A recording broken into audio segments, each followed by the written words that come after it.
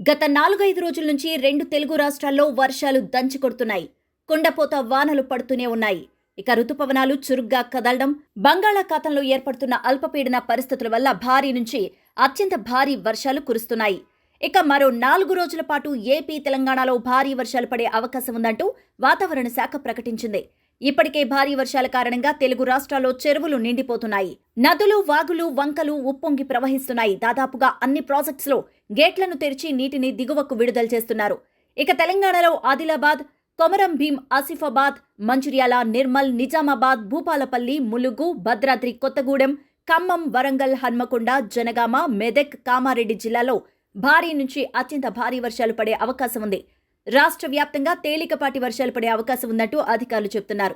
ఉరుములు, మెరుపులతో పాటు 30 నుంచి 40 కిలోమీటర్ల వేగంతో ఈదురుగాలులు వీస్తాయని కూడా చెబుతున్నారు.